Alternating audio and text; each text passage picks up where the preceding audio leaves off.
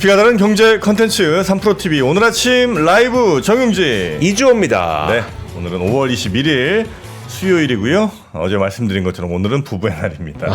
이건 맞습니다. 이건 맞아요. 예, 둘이 하나가 되는 날, 부부의 날 아침 전해드리고요. 젠슨왕이 또 역시 스타는 스타인 것 같습니다. 네. 젠슨왕이 또 한마디 하니까 뉴스도 엄청 많이 나오고 또 앞으로의 우리 기술이 어떤 방향으로 갈 건지에 대한 이런 가이드라인도 좀 제시를 해주는 것 같은데 네. 우리나라에도 그런 훌륭한 인재들이 많이 있을 텐데 아직 그렇게 스타가 좀 되지 못한 것 같아서 조만간 좀 나왔으면 좋겠다 생각이 좀 드네요. 분명히 인재는 있는데 마케팅이 안 된 게 아닐까. 그렇겠죠? 예, 네. 그렇게 생각하겠습니다. 자, 오늘은 어떤 분들과 함께합니까? 자, 오늘도 뉴스는 권순우 취재팀장하고 살펴볼 겁니다. 오늘은 첫 번째 뉴스로는 DSR 3단계가 이제 7월부터 시행되면서 7월부터 빌릴 수 있는 주택담보대출 금액이 감소할 수 있다. 네. 이 내용 전해주실 거고요. 자, 그리고 교보증권 박병창 이사와 함께 또 시장의 흐름을 또 자세하게 짚어보는 시간도 가져보겠습니다.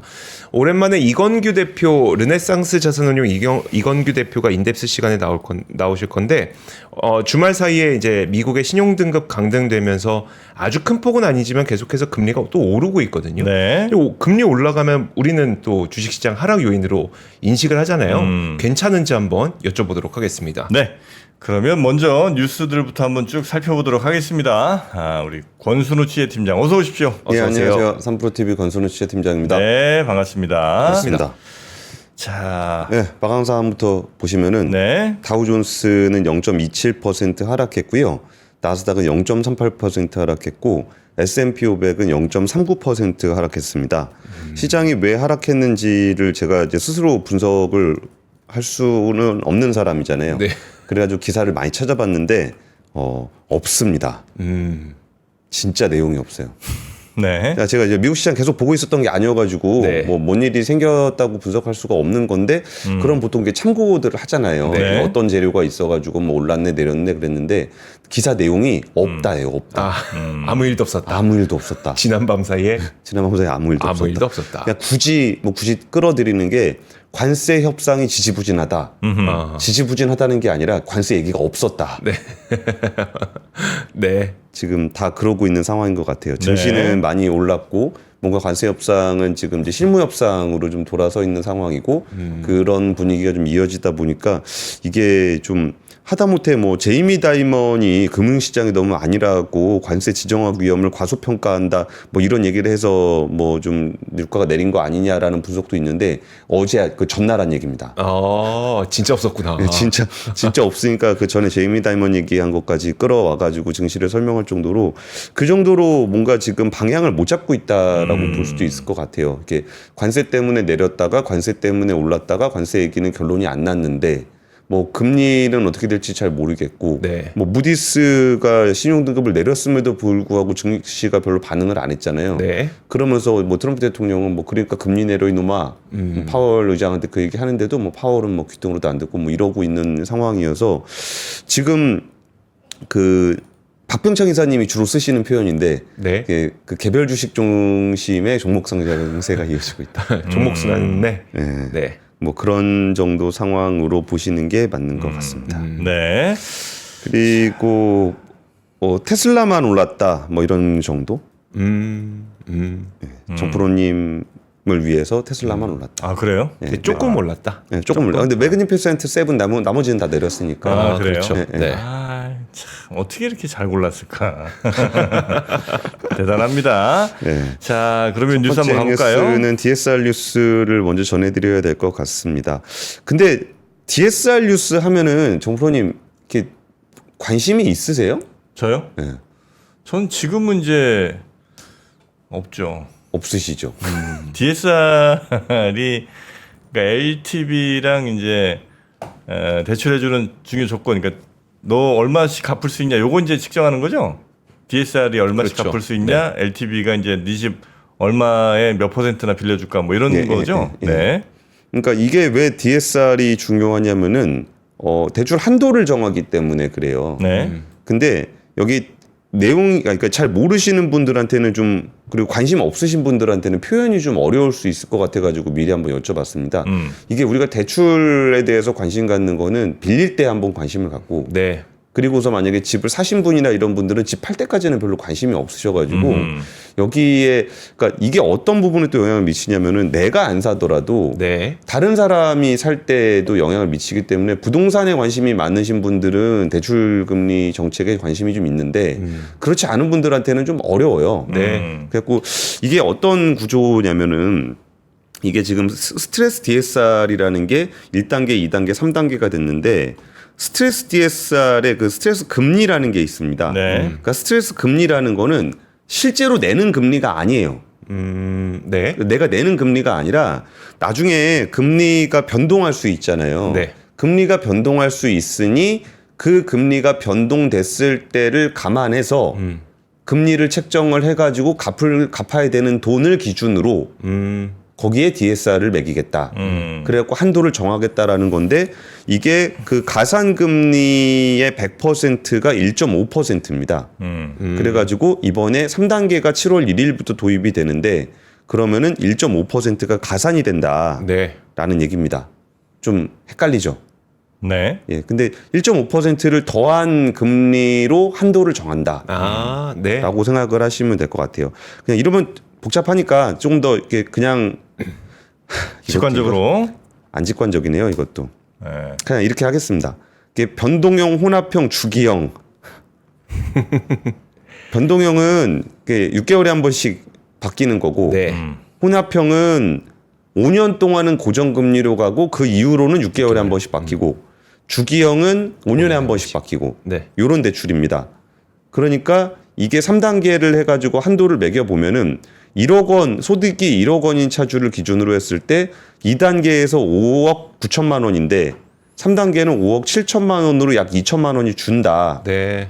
근데 보시면은 이게 변동형이잖아요. 아까 제가 이 기준이 나중에 주택담보대출 금리가 변동됐을 때를 대비해서 하는 거기 때문에 변동형의 경우가 제일 리스크가 크다고 보는 거예요. 네. 그리고 이제 혼합형, 주기형 이렇게 있을 때 최대 3,300만 원까지 한도가 줄어들 수 있다라는 겁니다. 근데 이번에 지방 부동산 같은 경우는 3단계 적용을 6개월간 유예를 했습니다. 네. 예, 서울, 경기, 인천을 제외한 그 지방 같은 경우는 여기가 그 아직 그렇게까지 부동산이 과열이 아니라고 보기 때문에 여기서 3단계 도입은 뒤로 미루기로 했습니다. 그리고 지금 요새 금리가 좀 오르고 있어요. 그 상반기에 은근히 조금 그 부동산 시장이 괜찮았거든요. 네. 네. 그리고 좀 그 부분에서 그 대출이 좀 늘어나고 하다 보니까 그 토어제 효과 있잖아요. 네. 서울에서 토지거래 허가구역 해제했다가 네. 60일이었나요? 며칠 만에 바로 다시 묶었잖아요. 더 크게 네. 묶었죠. 근데 더 넓은 범위로 묶었잖아요. 네. 고기 때가 움직였던 부분들의 효과가 좀 이렇게 원래 대출이 뒤로 나오잖아요. 아, 계약을 맺으면 아. 그때 계약을 맺은 게 이제 뒤에 2, 실제 3개월 실행이 후에. 네. 되기 때문에 이게 4월 주담대가 좀 늘었습니다. 아. 그러다 보니까 지금 은행들이 금리를 좀 올리고 있어요. 네. 그러니까 이게 지금 5월달, 6월달 요때가 조금 그 부동산의 이동이 필요하신 분들은 네. 좀 빨리 움직이셔야 될 것 같아요. 이게 7월 1일부터 적용되기 때문에 그 미리 움직이시는 수요가 있을 거고 네. 이쪽에서는 예전에 수요가 있어가지고 이거를 좀 땡겨잡는 그러니까 은행은 지금 이걸 쪼이고 있는 상황이거든요. 네. 네. 그래갖고 이제 7월 앞두고서 좀 그 미리 받으려는 분들이 있을 거고 은행은 쪼이고 있고 이런 상황이기 때문에 이게 5월, 6월에 이 이사를 한다거나 하시는 분들은 그러니까 주택담보대출을 받으셔야 되는 분들은 좀 예민하게 보실 필요가 있는 것 같습니다. DSR 기준은 그러면 그러니까 실행 단계의 그 조건이 아니라 신청 단계에서겠네요. 그러니까 7월부터 시행된다면 7월 전에 신청하면 기존 2단계로 적용받는 거겠네요. 그렇죠. 예. 미리 받은 그러니까 7월 전에 신청하시면 되긴 네네. 합니다. 예. 여튼 뭐 대출 받는 그 한도가 좀 줄어든다 이렇게 이해하면 되는 거죠? 그렇죠. 예, 알겠습니다. 그 이거 정도 줄어서 뭐 큰 영향이 있을려나 모르겠습니다. 그 얘기 하실까봐 제가 되게 신중하게 좀 얘기 드리고 있는데 네. 진짜 집 사고 대출 받으시는 분들 그 한도가 네. 그 1,000만 원, 2,000만 원이 중요해요. 정말 집의 단계를 목이 낮출 수가 있어요. 찰랑찰랑합니다. 아 그래? 아닌 그럴 것 같은데. 예를 들어 뭐 15억짜리 산다. 근데 2천 때문에 그걸 안 사고 2천 더 되면 사고 한다고? 그 더 대고 안 세고까지는 아닐지 몰라도 네. 그 2천 때문에 진짜 친구한테 빌려야 될 수도 있어요. 아, 아니 그럼 빌려야지. 아니 왜 그러냐면 그렇게 우리가 아슬아슬한가? 보통 네. 집을 사려고 할 때 네.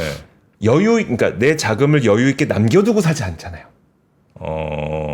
통상 내가 살 수 있는 최상의 집을 뭐 그럴 수는 있는데 네. 그게 예를 들면 뭐 억 단위로 줄어든다. 그러면 이제 영향이 좀 있을 것 같은데 뭐 1, 2천 뭐 이 정도 주는데 내가 원래 마음 먹... 정프로님 아닙니다. 진짜 공감이 안 아닙니다. 되시네. 저는 잘 모르겠어요. 아니, 물론 정프로님처럼 아이, 캐시로 사시는 분들은 아니, 나한테 그러지 말고. 근데 지금 얘기는 좀 너무 좀 예민해요. 그래요? 그러니까 진짜 집 사고 집 옮기고 할 때 정말 단돈 50만 원이 통장에 없어서 고생하는 경우도 생긴다니까요. 그건 너무 위험한 거 아닌가? 왜냐면 뭐 무슨 집 사고 하다 보면 들어갈 돈들이 많잖아요. 예를 들어 많죠. 뭐 취득세, 등록세 뭐 등등 해갖고 또 이사 비용 하다가 보면 또 얼마가 또 추가로 그렇죠. 달 그거 수도 다 있고. 들어가니까 그 돈 1,000만 원 때문에 알겠습니다. 아슬아슬하다니까요. 예, 없어요 그래. 나 없으니까 공감 능력이 떨어진다가 보고 미안하고. 아이고 참. 예, 알겠습니다. 나는 뭐 일단 저는 정신이 아찔했던 그 전세금 내느라 그 정신이 아찔했던 경험들이 좀 있어가지고 맞아요. 네. 예, 저는 뭐 그 예전에 빌라 한번 샀다가 한 5천 마이너스 났었죠.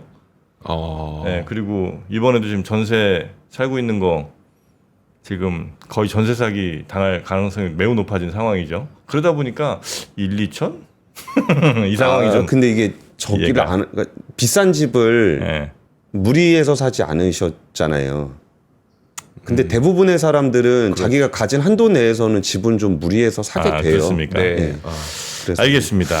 예, 두 번째 뉴스는요. 자동차 얘기인데 자동차 시장이 요새 분석하기가 되게 어려워졌습니다. 이게 지금 나온 보도 내용은 4월에 대미 자동차 수출액이 28만 9천만 달러로 작년 4월보다 19.6%가 감소했다. 그러니까 연기준으로 거의 20% 감소한 거는 많이 감소한 거죠. 네. 거의 코로나19 정도 수준으로 감소폭만 보면 그래요.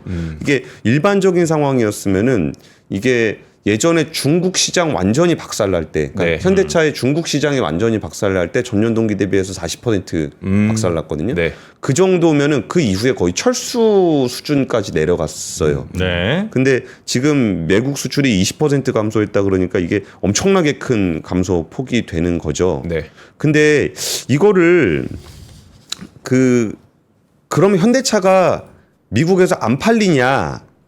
현지 생산이겠죠? 라고 본다면 현지 생산이 좀 있고 이게 또 그 관세 대비해서 미리 땡겨간 수요가 좀 있기 때문에 현대차의 미국 판매는 오히려 지금 전년 동기 대비해서 늘어나고 있고 거의 7개월 연속 사상 최고치를 경신을 하고 있어요. 그러니까 이게 좀 헷갈리죠. 네. 이게 도대체 차가 잘 팔린다는 거야 안 팔린다는 거야를 분석하기가 지금 되게 어려운 상황입니다. 네. 그러니까 지금 4월 달에 대미 수출액이 감소한 거는 맞죠.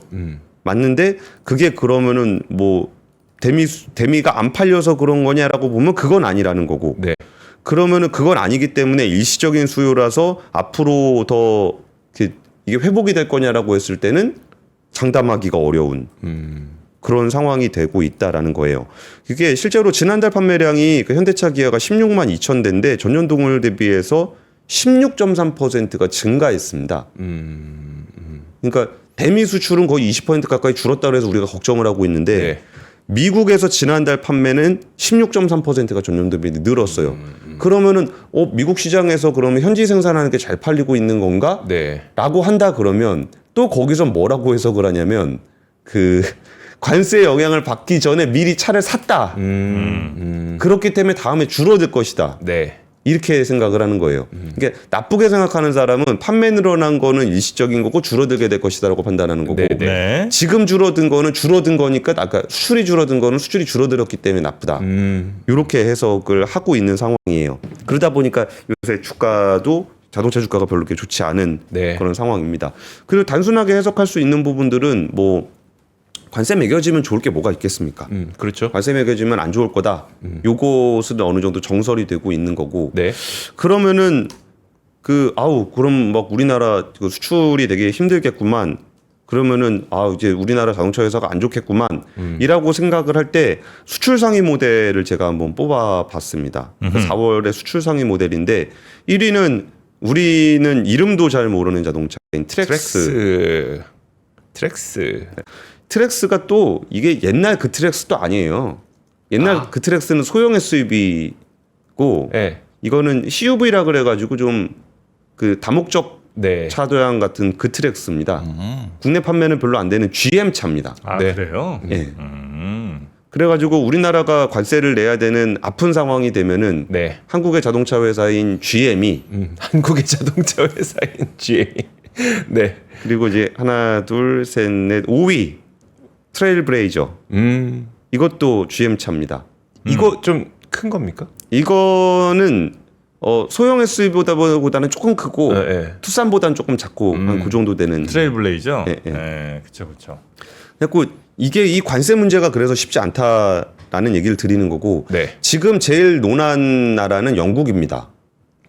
예, 영국은 네. 이번에 협상을 했는데 관세를 제로로 하는데 쿼터를 10만 대 받았거든요. 10만 대. 예, 근데 수출 물량이 10만 1,000대입니다. 딱 맞춰줬네. 딱 그러니까 맞춰줬네. 거기는 무관세입니다. 네. 영국은 영국이 근데 뭐 이게 수출하는 자동차가 많나? 뭐 별로 없습니다. 롤스로이스, 뭐 레올스. 그러니까 10만 대죠. 렌지로버, 연간 10만 대면 제규어. 자는 거죠. 제규어? 제규어. 제규어 좋아하시는 분들이 있습니다. 선생님 오늘 그래요? 제규어는 옛날에 진짜 차가 멋있었어요. 네, 멋있었는데 한번 완전 페이스리프트 한번 하고 나서는 네. 옛날 그 제규어의 그 약간 고풍스러운 뭐 클래식한 느낌 싹 사라지고 그냥 SM7 같이 됐어. 그래갖고 예전에 그 제규어 맛이 안 납니다. 제규어는 이렇게 딱 있잖아, 섹시한 그 느낌. 제규어 해서. 그 헤드램프 표범인가요? 제규어지? 제규어. 이름이 제규어인데. 제규어지. 뭐 표범 비슷하게 생겼죠. 네. 네. 근데 그런 느낌이 있었는데 없어졌어. 끝났어. 그러게요. 그럼 국내에서 그냥 뭐 자동차 얘기 나온 김에 올해 4월에 판매 많이 된 차 보니까 여전히 그대로입니다. 이렇게 소렌토, 카니발, 스포티지, 아반떼, 그랜저, 산타페, 셀토스 뭐 보니까 다 그대로. 소렌토가 1등이에요? 소렌토 잘 팔리죠.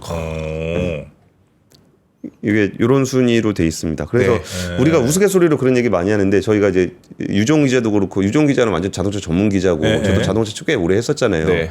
그러면은 자동차 기사 쓰거나 자동차 관련한 얘기하면은 그렇게 전문가분들이 많이 그 악플을 다세요. 네. 뭐 완전 슈퍼 전문가들이지. 그리고서 이제 그러면은 막 정말 슈퍼카 얘기도 하고 뭐 포르쉐 얘기도 하고 막 그러다 보면은 결국은 다 소렌토, 카니발, 스포티지로 모인다. 소렌토랑 이제 그 산타페가 제일 경쟁을 또 많이 하잖아요. 네. 근데 산타페가 그 막 뒤에 막 H자 리어 램프 뭐 이런 거 달면서 네. 디자인 좀 과해졌죠. 디자인이 조금 그래졌어. 나는 이제 멀리서 이렇게 운전하다 보다가 이게 뭐야 산타페 왜 이렇게 됐어? 이런 생각이 좀 들더라고요. 산타페 조금 에라가 좀 났습니다. 디자인 에라. 그리고 아이오닉 5를 그냥 울산 1, 그러니까 1공장 2라인에서 네. 아이오닉 5를 만들거든요. 근데 이 라인이 5월 그러니까 좀 라인을 휴업을 한다고 합니다. 중단하게 됐다는데 이게 그럼 벌써 올해 들어서 세 번째인데 여기에 그 이제 휴업을 그러니까 휴업 얘기가 어떤 식으로 이렇게 제가 취재를 하는 입장에서 어떤 식으로 보도가 되냐면은 그 노조하고 협의를 해야 돼요. 라인을 세운다고. 그래갖고 노조에다가 그거를 얘기를 하면서 보통 이렇게 보도가 되거든요. 네.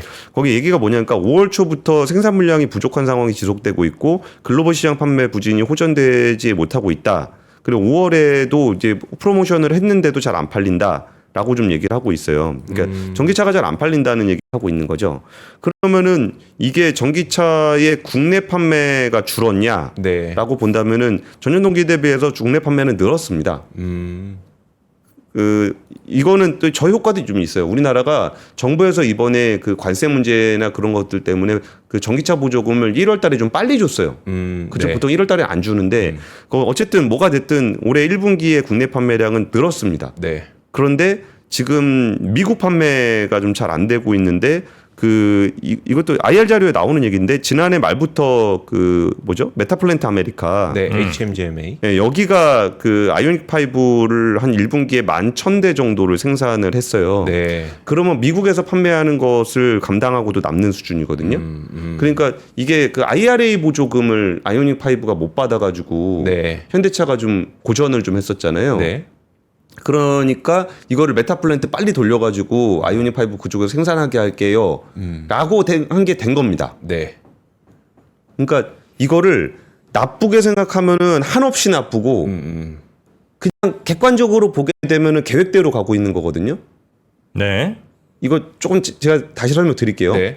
IRA 보조금을 못 받기 때문에 한국 회사들, 한국 현대차, 기아차가 안 좋을 거다라고 우리가 전망을 해서 주가가 못 가고 있었어요. 네. 그래서 메타플랜트를 돌려가지고 IRA 보조금을 받게끔 만들게요. 네. 언제? 그게 25년도입니다. 그래서 그게 된 거예요. 네. 그러면 와 이제 IRA 보조금을 받을 수 있구나 네. 라고 해서 좋게 생각하는 분이 소수가 있고 네. 그러면 그 아이오닉 5 물량이 미국으로 갔잖아요. 네. 그러니까 울산에 있는 라인이 쓴 거예요. 네. 그러니까 이거 봐라. 이거 봐라 섰지 않냐. 네. 그러니까 이게 이제 얼마 전에 그 자동차 애널리스트하고 얘기하다가 뭐라고 얘기해도 안 좋게 생각할 건데 네. 힘이 빠진다. 그 얘기를 하더라고요. 그러니까 네. 자동차 산업이 전반적으로 뭐 좋다고까지 보기는 어려운데 네. 도대체 몇 년 동안 우리는 악재만 바라보고 있다. 그냥 지금 나오는 그 악재라고 불리는 얘기들은 어쩌면 다 계획된 대로 가고 있는 네네네. 수준이다라는 얘기를 좀 드리고 싶었습니다. 알겠습니다. 자동차 관련된 뉴스 하나 전해드렸고요. 세 번째 뉴스도 가보겠습니다. 세 번째는 컴퓨텍스 관련한 뉴스인데요. 뭐 이렇게 대단한 뉴스는 아니었습니다. 근데 컴퓨텍스가 그렇게 관심을 많이 못 받는 이유는 약간 B2B 쪽 비즈니스들이 많아요. 네. 이게 아무래도 대만에 있는 산업 생태계가 반도체 자체가 원래 B2B 비즈니스잖아요. 우리가 뭐 개인적으로 사는 거 조금 디램 모듈 정도 용산에서 파는 거 정도를 네네. 사죠. 아니 공 기자님, 예? 아유 안 하시던 실수를 하셨네. 왜요? 저렇게 하면 컴퓨텍스 주인공은 로봇 젠슨왕 이렇게 보이잖아. 젠슨왕이 로봇 같잖아. 쉼표 하나 찍어줬어야지. 컴퓨텍스 예. 주인공은 로봇 쉼표 젠슨왕. 젠스왕이네요 또. 예. 젠스왕은 또 누구야? 아 오타 권 기자님. 이 뭡니까? 그러네. 네. 죄송합니다. 예. 예, 그 로봇이 주인공이 됐는데, 네. 그러니까 컴퓨텍스에 대해서 그 뉴스 자체를 뭐 이렇게 다 얘기해드릴 만한 필요는 없는 것 같아요. 그러니까 로봇 얘기가 뭐라고 얘기해도 별로 실감이 잘 안 나거든요. 뭐 예를 들어서 폭스콘 회장이 나와서 했던 얘기가 그 뭐 제조 현장에서도 로봇이 필수품이 될 것이고, 뭐 건설 현장에서도 될 것이고, 뭐 사람은 이게 좀 디테일하고 고난도만 될 건데 뭐 건물 짓고 그 로봇이 로봇 부품을 만드는 날이 머지않아 올 것이다. 뭐 이런 얘기 주로 했었습니다. 그리고 뭐 손정희 회장도 와가지고 뭐 로봇 얘기주를 했었고 젠슨왕 같은 경우도 이제 피지컬 AI 개발 도구 같은 거 네. 발표를 했었고 뭐 아이작 그루트라 그래가지고 이제 로봇 훈련시키는 그런 거거든요. 근데 이게 이제 내년부터는 되게 개화기에 진입할 거라고 보는 게 테슬라 네. 옵티머스가 내년에 공장에 배치가 될 거라고 해요. 그래가지고 이제 내년에 공장 배치해요. 바로. 예. 와 대박이네. 그리고 외부 판매도 하겠다라고 얘기했고 물론 테슬라 타임은 있습니다. 네. 그러니까 뭐 한 내년이라고 하면 뭐 한 2, 3년, 3, 4년 걸린다는 거죠? 그럴 수 있다라는 거죠. 예. 근데 그 부분에서 그 뭐가 좀 컴퓨텍스를 보면서 많은 분들이 평가를 하고 계시냐면은 실감이 전혀 안 난다는 거예요. 그러니까 우리는 로봇이 없어요. 그렇죠. 우리 없죠. 예. 옛날에 휴보 있었는데 휴보.